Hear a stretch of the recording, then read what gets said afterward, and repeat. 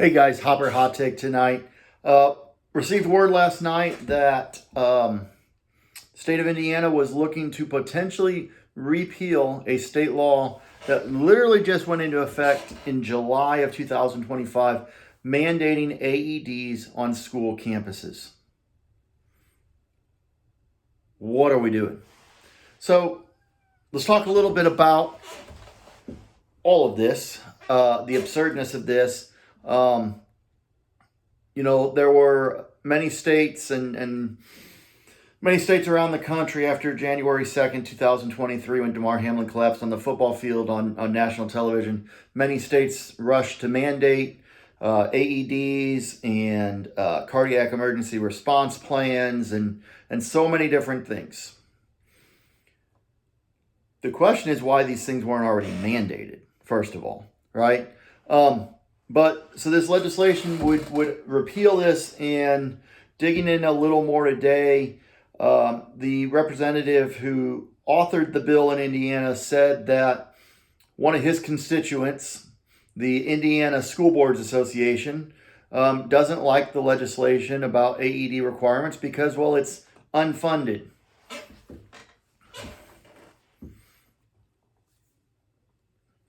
Let me put it to you this way. If schools were doing what's right anyway, this legislation wouldn't even be necessary. But the law was needed because schools weren't already having AEDs in their schools. Okay. Over here on my screen, I have another study pulled up from the folks at the Corey Stringer Institute. CPR and AED training state requirements for U.S. high school students and high school coaches. Okay. In this particular study, the researchers were looking at CPR requirements for high school students and for their coaches. In 79% of the states, coaches are required to have CPR training. 84% of the states require students to have CPR training before graduation. Think about that for a second.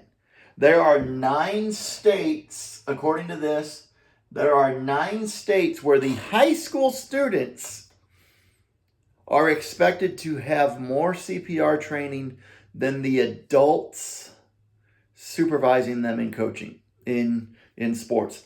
This particular article was published in the Journal of Public Health Management and Practice in December of 2025.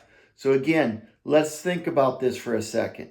This legislation, whether it's AED and CPR requirements, training requirements, whether it's cardiac emergency response plans, whether it's having AEDs on site, none of that would be necessary if these schools would just do what's right in the first place. But because they don't, legislation should mandate it.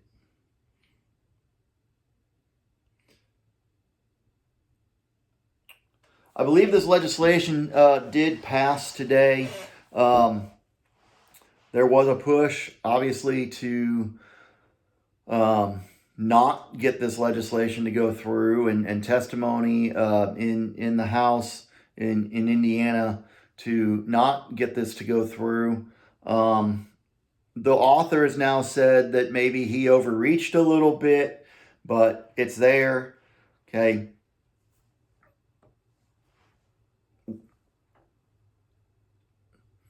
It is insane to me that in 2026 we continue to struggle with health and safety of our student athletes like this.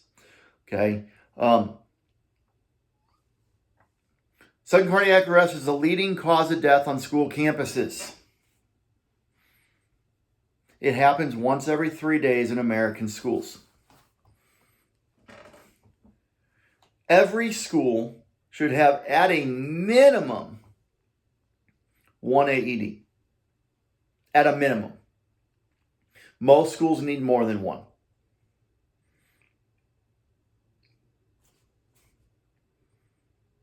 well, sudden cardiac arrest doesn't happen to kids. Yes, it does. In fact, it happens all the time.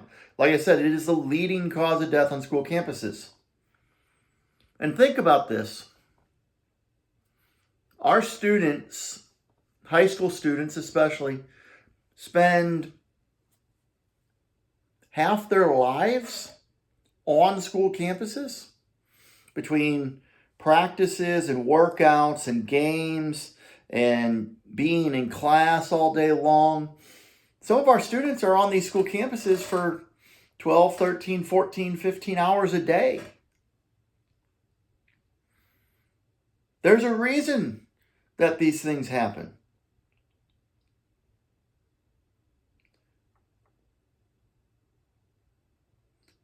Sudden cardiac arrest is the leading cause of death on school campuses.